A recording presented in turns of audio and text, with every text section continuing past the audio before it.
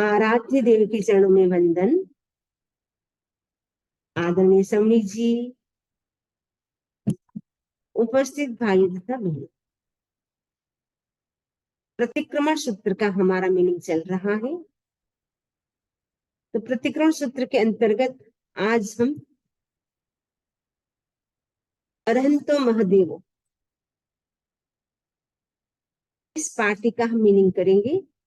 अरहंतो महादेव, तो सबसे पहले हम उच्चारण करेंगे। अरहंतो महादेवो चावज्जीवम सुसाहुनो गुरुणो। जावज्जीवम डबल ज है, जावज्जीवम सुसाहुनो गुरुणो। जावज्जीवम सुसाहुनो गुरुणो। जीणपन्नत्तम तत्तम, न भी डबल है तभी डबल है, इससे जोर लगेगा। जीणपन्नत्तम पन्नत्तम पन्नत्तम, जीणपन्नत्तम तत्तम तत्तम, जीणपन्नत्तम तत्तम। यह सम्मत्तम, ये सम्मत्तम डबल माँ है, डबलता है, जोर लगेगा। ये सम्मत्तम सम्मत्तम मय गह्यम। एक बार आपस पूरा बोलेंगे। अरहंतो महादेव चावज्जीवम सुसाहुनो गुरुणो। जीर्पाणत्तम तत्तम, ये सम्मत्तम मय गह्यम, ये सम्मत्तम मय गह्यम। अब हम एक एक शब्द का मीनिंग करेंगे।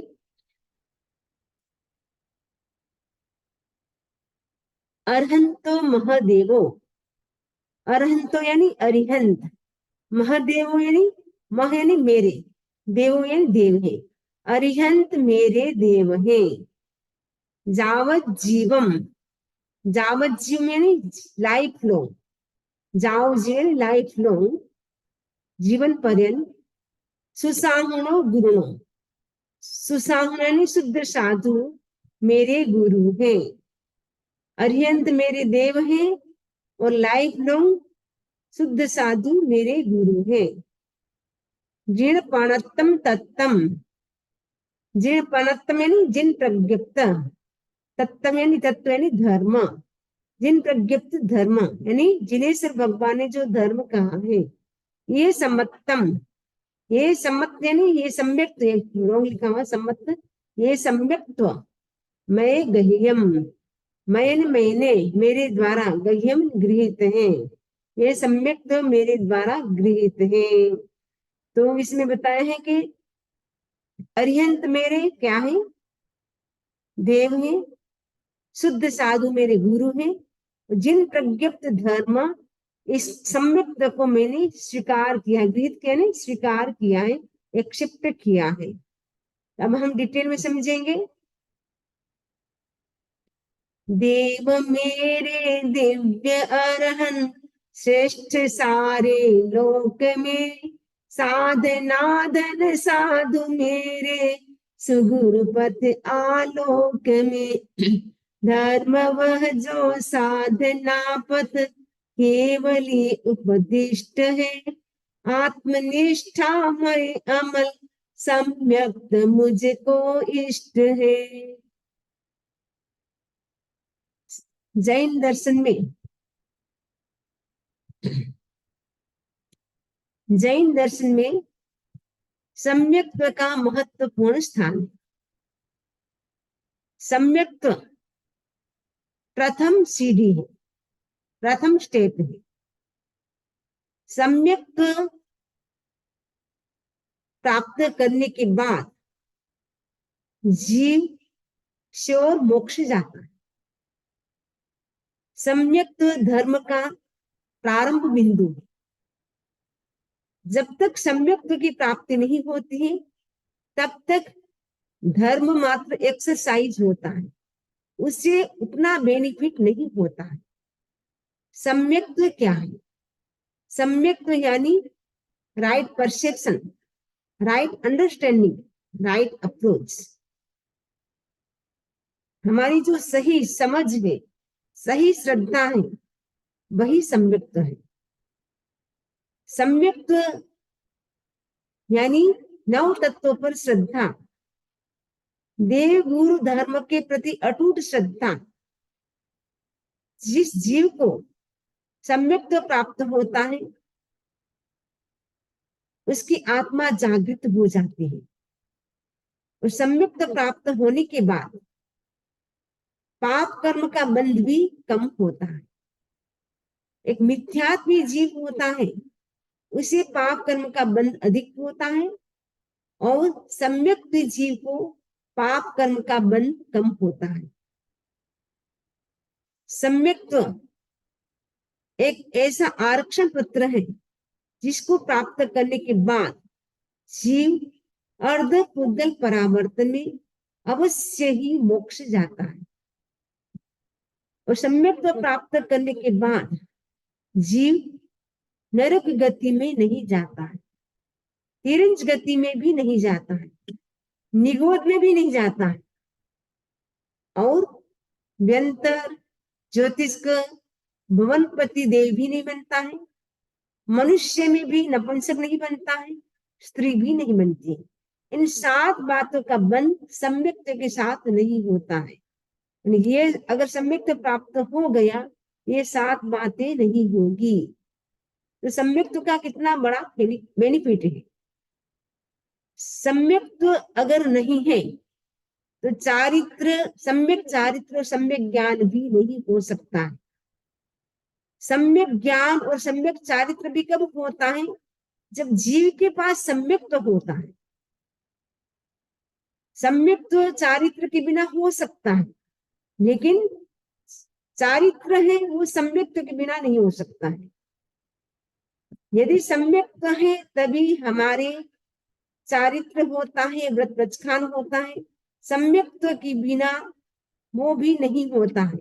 इसीलिए तो हमने मोक्ष प्राप्त नहीं किया। कहा जाता है हमने बहुत सारी क्रिया कर ली, बहुत बार हमने व्रतों को स्वीकार किया लेकिन सम्यक्त्व के अभाव में वो जितना लाभ हमें होना चाहिए वो नहीं हो पाया, क्योंकि सम्यक्त्व के अभाव में जीव स्वर्ग तक जा सकता है लेकिन मोक्ष प्राप्त नहीं कर सकता है। तो इस जो हमने अभी पढ़ा अनंतो महादेवो, इसमें सम्यक्त्व के बारे में बताया गया है कि सम्यक्त्व यदि हमें प्राप्त करना है तो सबसे पहले हमारी श्रद्धा किसमें होनी चाहिए?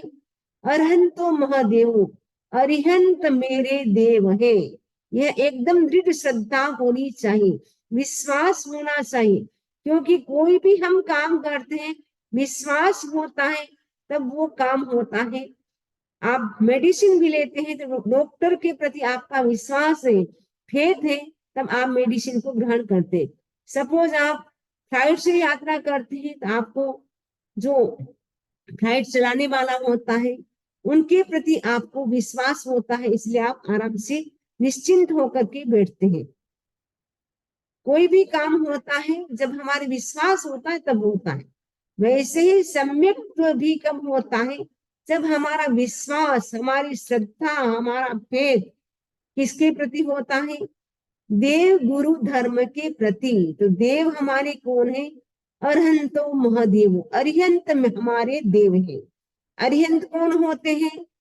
जो 4 घाती कर्मों का क्षय करते हैं वे अरिहंत होते हैं। घाती कर्म कौन से हैं? ज्ञानावरणीय, दर्शनावरणीय, मोहनीय और अंतरा, ये 4 घाती कर्म है। 4 घाती कर्म जब क्षय होता है तब केवल ज्ञान की प्राप्ति होती है। अरिहंत होते वो सर्वज्ञ होते, सभी पदार्थों को जानते भी हैं और देखते भी हैं, क्योंकि उनके पास क्या होता है? केवल ज्ञान और केवल दर्शन। इसलिए संसार में जितने भी रूपी अरूपी पदार्थ हैं उन सभी को सर्वज्ञ यानी केवली भगवंत होते हैं, जानते भी हैं और देखते भी हैं।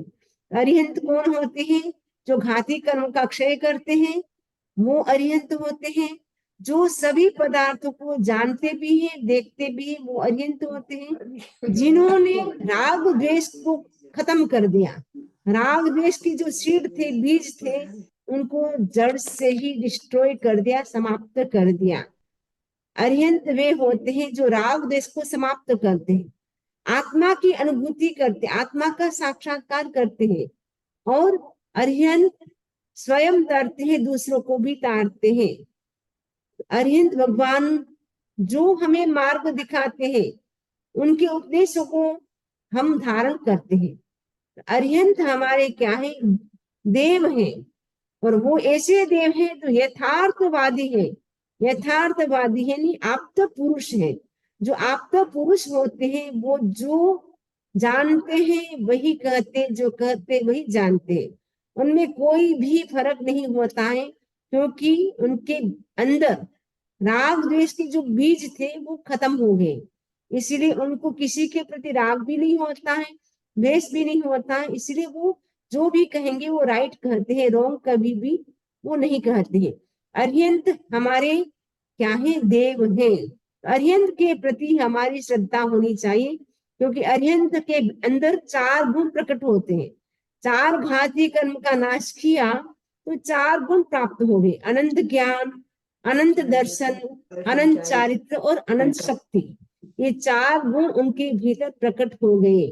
तो अनंत ज्ञान यानी जो केवली होते हैं, अरिहंत होते हैं, उनका ज्ञान अनंत यानी न अंत इति अनंत, जिसका कभी अंत नहीं होता है, ऐसा अनंत नॉलेज, इनफाइनाइट उनका नॉलेज होता है। और एनर्जी भी इनफाइनाइट होती है, अनंत शक्ति होती है। कहा जाता है 10 लाख चक्रवर्ती की जितनी शक्ति होती है, एनर्जी होती है, उतनी अकेले इंद्र में उतनी शक्ति होती है। और अनंत इंद्रों में जितनी शक्ति होती है, उससे भी कई गुना अधिक तीर्थंकर में शक्ति होती, एनर्जी होती है। इसलिए तीर्थंकर को क्या कहा जाता है, अनंत बलि कहा जाता है। तो अरिहंत होते हैं, वो घाती कर्म का क्षय करते हैं, राग द्वेष नहीं होते हैं, और यथार्थ जानते हैं और देखते हैं और यथार्थ ही बोलते हैं। अरिहंत में 34 अतिशय होते हैं, 35 वचनातिशय होते हैं। यानी जहां तीर्थंकर भगवान विराजते हैं, उस एरिया में यानी 12 किलोमीटर तक के एरिया में, 12 योजन तक के एरिया में कभी महामारी नहीं होती है, किसी भी प्रकार का रोग नहीं होता है, न प्लेग होता है। यानी सभी प्राणी सुख शांति आनंद का अनुभव करते हैं, ऐसा उनका प्रभाव होता है, अतिशय होता है। और उनकी वाणी का प्रभाव होता है, सभी प्रकार के जो प्राणी होते हैं अपनी अपनी भाषा में समझ जाते, क्योंकि जब अरिहंत भगवान देशना देते हैं तो 12 प्रकार की परिषद उनके प्रवचन में आती है। यानी अरिहंत भगवान का समवस्त्रम की रचना होती है, जब तीर्थंकर भगवान जब देशना देते हैं, उस समय 12 प्रकार की परिषद आती है। तो 12 प्रकार की परिषद कौन सी होती है, देवताओं की, देवियों की। तो भवनपति की, भवनपति में जो भवनपति और उनकी वाइफ माने देव देवी, भवनपति के हो गए 2, और व्यंतर जाति के 2 हो गए, देव देवी तो 4, और ज्योतिष के भी 2 होगी, देव देव 6, और वैमानिक के भी देव देव, ऐसे करके 8 तो देवताओं की परिषद हो जाती है। क्योंकि 4 प्रकार के देवता हैं, तो देव और देव मिलाकर के 8 प्रकार की वो होगी। मनुष्य और मनुष्यनी 10, तिरंच और तिरंचनी, ऐसे मिला करके टोटल 12 प्रकार की परिषद होती है। और वो सभी अपनी अपनी भाषा में समझ लेते हैं, क्योंकि जो तीर्थंकर होते हैं वो अर्ध मागधी भाषा में प्रवचन करते हैं।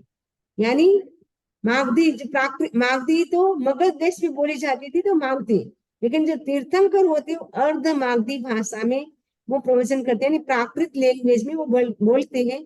लेकिन उनका वाणी का अतिशय इतना जोरदार होता है कि सभी लोग, सभी प्राणी अपने अपनी भाषा में समझ जाते हैं। और जातिबद्ध जन्मजात जो वेरी है, जिनका आपस में कोई भी मतलब संबंध नहीं है, फ्रेंडशिप नहीं है, शत्रु है जन्मजात बाय बर्थ, वो भी वहां फ्रेंडशिप बन जाते हैं। जैसे डॉगी और कैट बाय बर्थ उनका वेर होता है, लेकिन भगवान के सामने वो भी साथ में बैठ करके प्रवचन सुनते हैं। वो भगवान की वाणी का अतिशय होता है। तो 34 अतिशय होता है, 35 वचनातिशय होता है, ऐसे करके अरिहंत भगवान में बहुत विशेषता होती है। तो हमारे देव कौन है? अरिहंत भगवान है। ये जो देवी देवता है वो हमारे देव नहीं, वो तो लौकिक देव है, लेकिन हमारे जो देव है वो अरिहंत भगवान है। गुरु भगवान साधु धर, महाव्रत धर, साधु शुद्ध साधु। तो महाव्रतों को धारण करने वाले शुद्ध साधु हमारे क्या है? गुरु है, जो महाव्रतों का पालन करते हैं। 5 महाव्रत है, 5 समिति है, 3 गुप्ति है, उनका जो पालन करते हैं वो क्या होते हैं? वो हमारे गुरु होते हैं।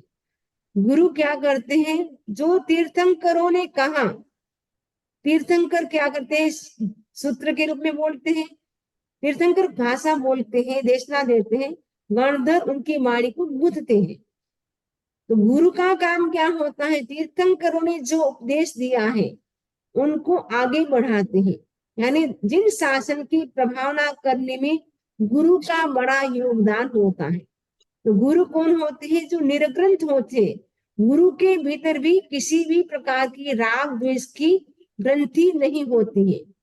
तो 5 महारत का स्वयं पालन करते हैं, दूसरों को भी कराते हैं, स्वयं निर्वत्य मार्ग पर चलते यानी पाप रहित मार्ग पर चलते, दूसरों को भी पाप रहित मार्ग पर चलाते हैं, स्वयं तारते हैं, दूसरों को तारते हैं, वे गुरु होते हैं। तो हमारे गुरु कौन है? शुद्ध साधु निरग्रंथ हमारे गुरु हैं। देव हमारे अरिहंत हैं, सर्वज्ञ हैं, और गुरु हमारे निर्ग्रंथ हैं, जो 5 महाव्रतों का पालन करते हैं। जिसके पास कोई बैंक बैलेंस नहीं होता है वो गुरु होते हैं। जो बैंक बैलेंस रखते हैं, पत्नी रखते हैं, वो गुरु नहीं हो सकते हैं।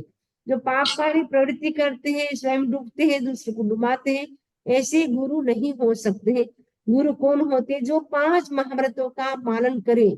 5 महाव्रत कौन से हैं? अहिंसा, सत्य, अचौर्य, ब्रह्मचर्य, अपरिग्रह। 5 महाव्रतों का शुद्ध पालन करते हैं, वे हमारे गुरु होते हैं। धर्म कौन सा है? आत्म शुद्धि साधनम धर्म।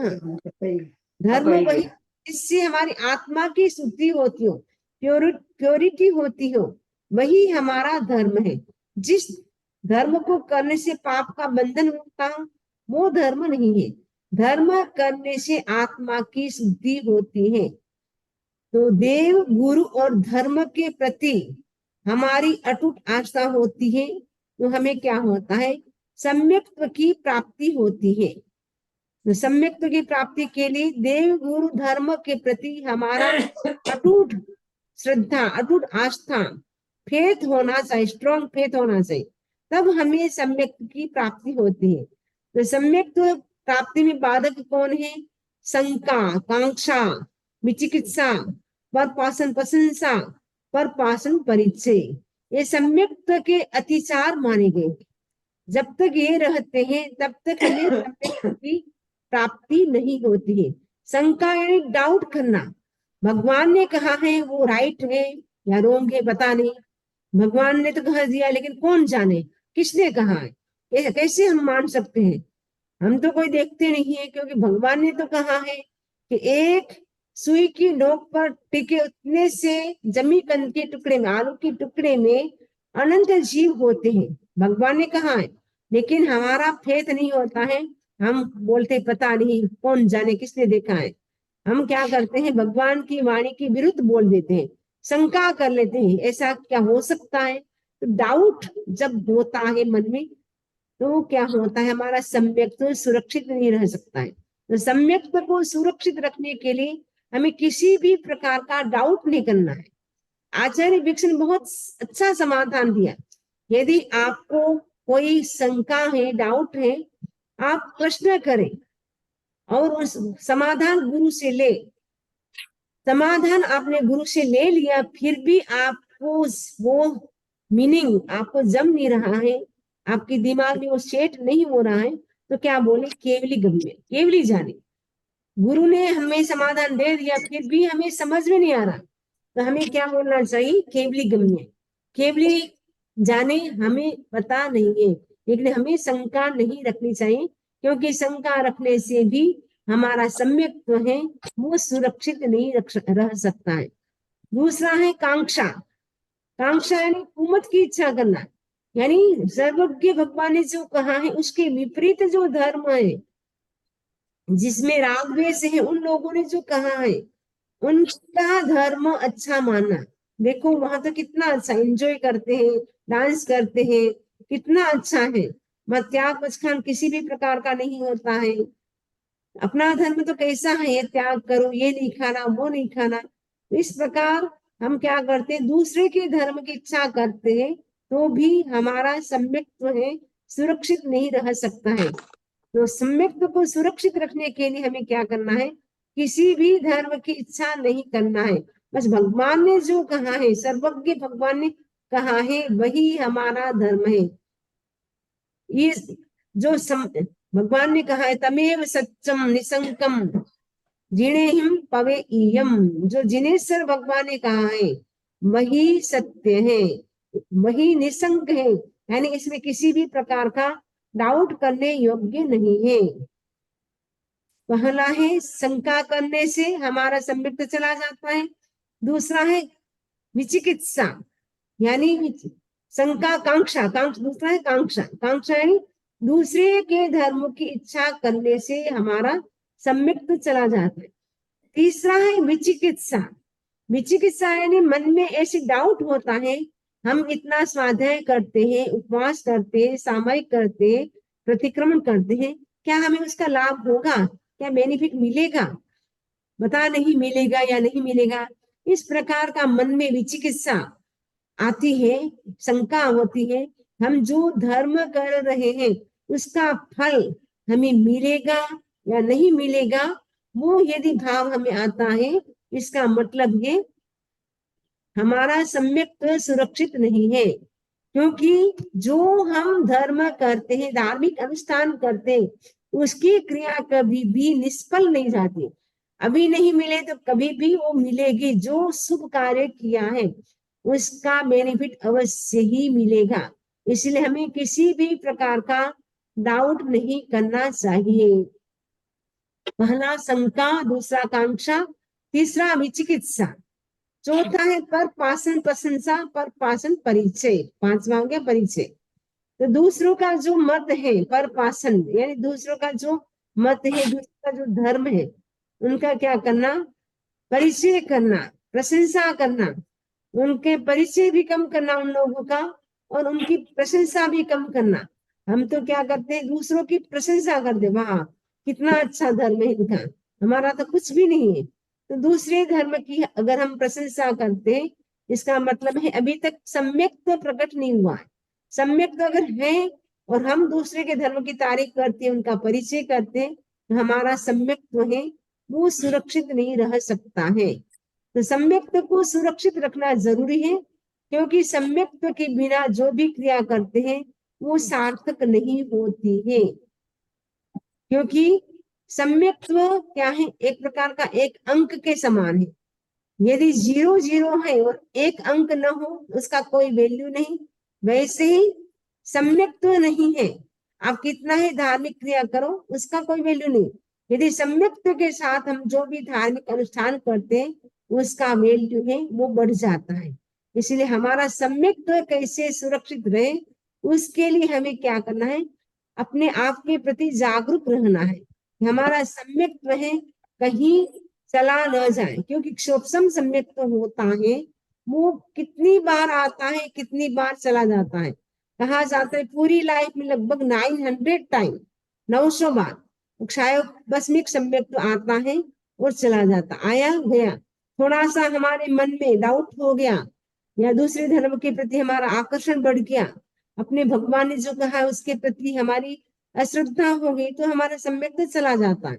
इसलिए सम्यक्त्व को सुरक्षित रखने के लिए हमें ये जो 5 अतिचार है उनसे हमें बचना है। अब हमें कैसे पता चले कि हमें सम्यक्त्व प्राप्त है या नहीं है, तो सम्यक्त्व का क्या क्राइटेरिया है, हमें कैसे पता चले किस जीव को सम्यक्त्व है, तो सम्यक्त्व के क्या लक्षण है। तो आचार्य तुलसी ने जो प्रतिक्रमण लिखा है, उस प्रतिक्रमण में एक बहुत सुंदर गाथा है सम्यक्त्व के लक्षण। तो इससे हमें पता चलता है कि हमारे पास सम्यक्त्व है या नहीं है, ये हम चेक स्वयं कर सकते हैं। तो सम्यक्त्व का लक्षण क्या है?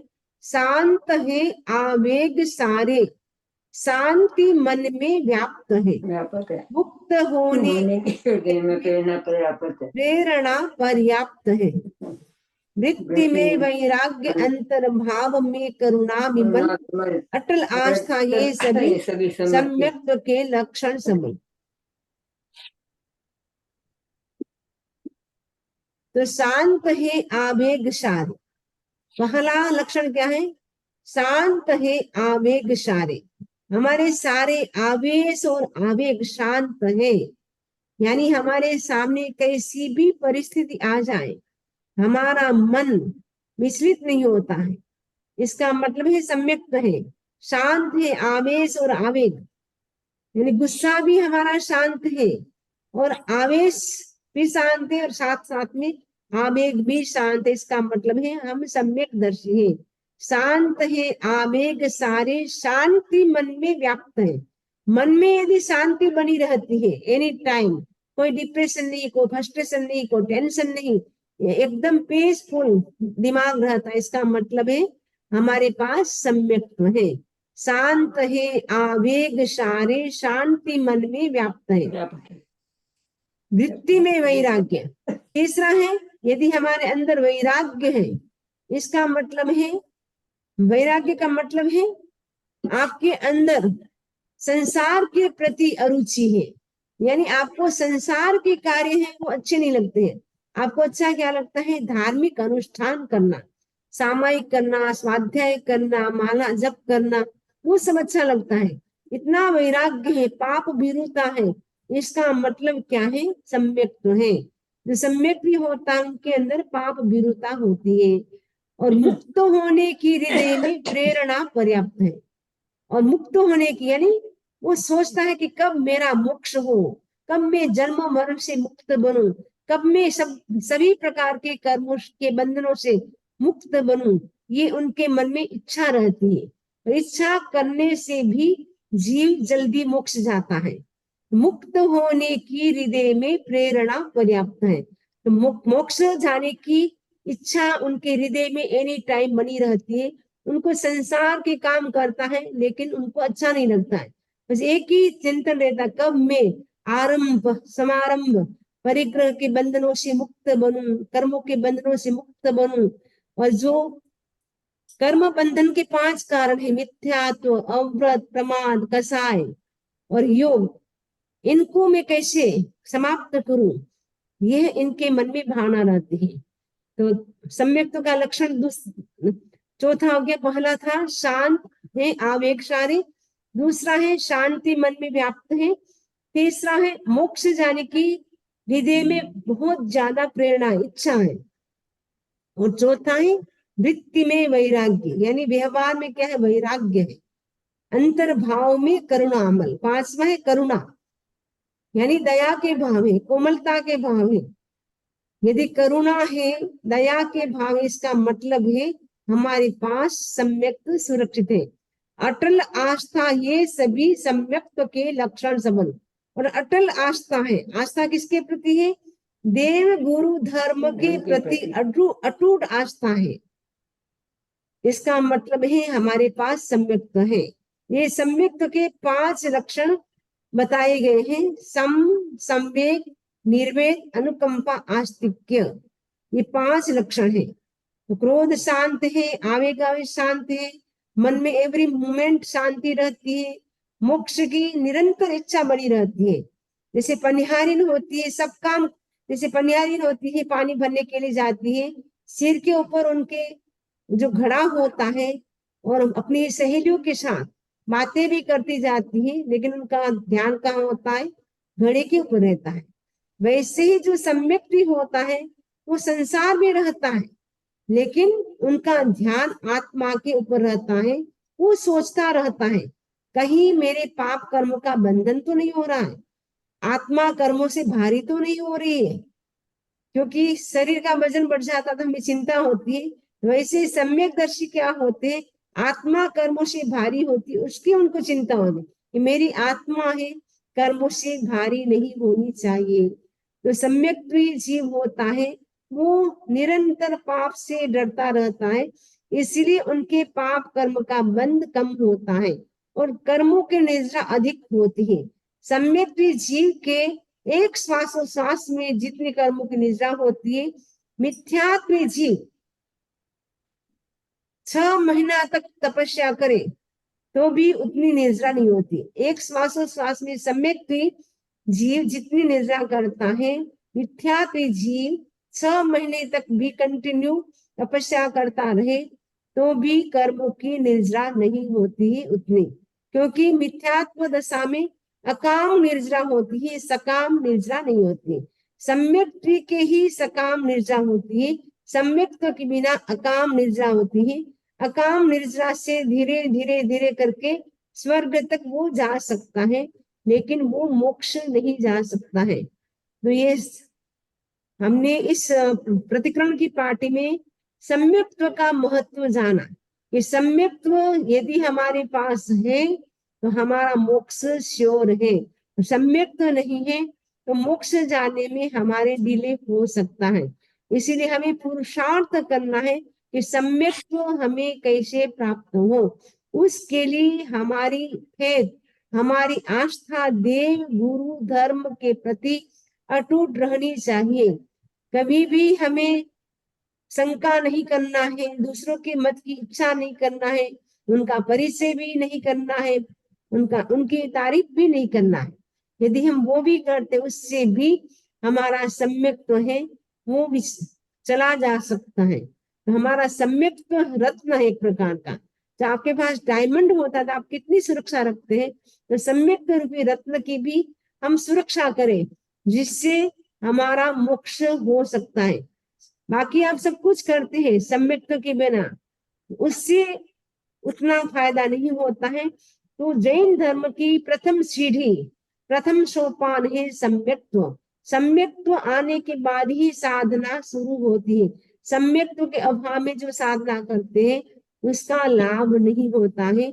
इसलिए हम क्या करें, अपना जो सम्यक्त्व है उसको हम जागृत करें। बस डाउट नहीं करना, आस्था रखनी है और निश्चय निश्चय में आत्मा हूं, मैं शरीर नहीं हूं, इस प्रकार का हमें अनुभव करना है। तो सम्यक भी होता है, उनके सामने कोई भी सिचुएशन आती है तो वो क्या है, उनके मन में किसी भी प्रकार का कोई भी सिचुएशन आ गई उस समय भी वो खुश रहता है। वो सोचता है कि मैंने कर्म का बंधन किया था इसलिए आज मेरे साथ ऐसा हो रहा है। वो हाय तौबा नहीं करता है। मिथ्यात्व जीव होता है, उनके सामने कोई भी सिचुएशन आती है वो कोसता है भगवान को, अरे भगवान ने मेरे साथ ऐसे कैसे किया, मेरे साथ ऐसे कैसे हुआ। वो रोता है धोता है, मन हाय तौबा करता है। जो मिथ्यात्व जीव होता है उनको ऐसे लगता है कि हमारे साथ ऐसे कैसे हुआ। लेकिन जो सम्यक जीव होता है वो सोचता है कि पास्ट लाइफ में मैंने कोई ऐसे कर्म किए होंगे इसलिए आज मेरे साथ ऐसा हो रहा है। अच्छा है अभी मैं सक्षम हूँ, मैं अच्छे से कर्म को भोग सकता हूँ, कर्मों की निर्जरा कर सकता हूँ। वो पॉजिटिव वे में लेता है, क्योंकि सम्यक दृष्टि का जो एटीट्यूड होता है वो पॉजिटिव बन जाता है, नेगेटिव एटीट्यूड उनका खत्म हो जाता है। मिथ्यात्व होता है वो नेगेटिव एटीट्यूड वाला होता है, लेकिन सम्यक भी होता है वो पॉजिटिव उनका नजरिया होता है। वो हर चीज में अच्छा ही देखता है। वो सोचता है कि जो हो रहा है वो अच्छा हो रहा है, जो होगा वो अच्छा होगा। गीता का जो सार है वो सम्यक के साथ भी घटित होता है। जो हो रहा है वो अच्छा हो रहा है, जो होगा वो अच्छा होगा। तो ऐसा यदि हम चिंतन करते हैं हम दुखी नहीं होते, वरना हमारे साथ कोई भी परिस्थिति होती है, कोई भी घटना घटती है, हम दुखी हो जाते हैं। तो हमें क्या करना है, अपना सम्यक्त्व को सुरक्षित रखने के लिए हम हर परिस्थिति में एकदम अटूट आस्था रखे देव गुरु धर्म के प्रति, और साथ साथ में हम नव तत्व के प्रति श्रद्धा करें, नव तत्व की जानकारी करें। क्योंकि नव तत्व को जाने बिना भी हमारा सम्यक्त्व सुरक्षित नहीं रह सकता है। तो नव तत्व के प्रति हमारी श्रद्धा होनी चाहिए, क्योंकि जब आपको ज्ञान होगा तभी आप दया कर सकते हैं। इसलिए भगवान कहते हैं परमम नानम तो दया, पहले ज्ञान करो फिर दया करो। तो सम्यक्त की सुरक्षा के लिए हम पहले ज्ञान करें, फिर हम उसका आचरण करें, अप्लाई में लाए जीवन में, क्योंकि जब तक अप्लाई नहीं करते तब तक बदलाव नहीं आता है। तो हमारा सम्यक्त सुरक्षित रहे, यही इस पार्टी का मैसेज है कि हमने सम्यक्त को ग्रहण कर लिया है। तो सम्यक्त को ग्रहण करने के लिए अर्हंतो महादेवो जावत जीवम सुसाहुनो गुरुनो निर्पणम तम तत्तम ये समत्तम मैं गह्यम। इस सम्यक्त को हमने ग्रहण किया है, इसलिए हमने सम्यक्त को ग्रहण कर दिया है। हमारा सम्यक्त सुरक्षित रहे और हमारा जल्दी मोक्ष हो, यही सबके प्रति अपने प्रति मंगल कामना, शुभकामना। अब किसी को कोई प्रश्न हो तो पूछ सकते हैं। वंदना, मेरा एक प्रश्न था, जो अपन 12 परीक्षा बोले उसमें साधु और साध्वी जी क्यों नहीं लिए वंदना? सॉरी, जो 12 परिषद बोले थे ना भगवान के होते हैं, अच्छा जैसे आपने बताया कि भवनपति के इंद्र इंद्राणी ऐसे, उसमें साधु और साध्वी जी का क्यों नहीं लिए वंदना? एक परिषद मनुष्य आ गया, मनुष्य में मनुष्य मनुष्य नहीं। अच्छा, तो उसमें साधु साध्वी का भी आ हाँ, जाएगा, वो मनुष्य मनुष्य हो गए ना, उसमें श्रावक श्राविका। तो उसमें ऐसे नहीं लिया श्रावक श्राविका साधु साध्वी, मनुष्य मनुष्य नहीं लिया है। ओके, तो उसमें तो श्रावक उसमें श्राविका भी आगे, साधु साध्वी भी आगे। अच्छा ठीक है कोई वंदना। जिज्ञासा है सबने जी, हाँ बोलिए। ये मोक्ष और स्वर्ग में अंतर क्या है? मोक्ष और स्वर्ग में अंतर क्या? अच्छा, बहुत अच्छा प्रश्न पूछा आपने। मोक्ष और स्वर्ग में अंतर यही है कि मोक्ष में जब जीव जाता है तब वो कब जा सकता है? 8 कर्मों को जब दूर करता है, क्षय करता है, तब मोक्ष में जा सकता है। मोक्ष में जाने के बाद वापस जन्म नहीं होता है, डेथ एंड बर्थ की साइकिल को हमेशा हमेशा के लिए ब्रेक कर देता है। और स्वर्ग में जीव जाता है तो उनका लिमिट होता है, अमुक टाइम पीरियड तक वो स्वर्ग में रह सकता है। किसी का 1 पल्योपम का आयुष्य होता है, किसी का 2 पल्योपम का, और किसी का 33 सागरपम का भी आयुष्य हो सकता है। लेकिन वहां से वापस च्युत होना पड़ता है, च्युत यानी नीचे आना पड़ता है। स्वर्ग के बाद नीचे ही आना पड़ता है, वो श्योर है। वो मनुष्य बनेगा या तिरंज बनेगा। यदि सम्यक भी है देव तो मनुष्य बनेगा।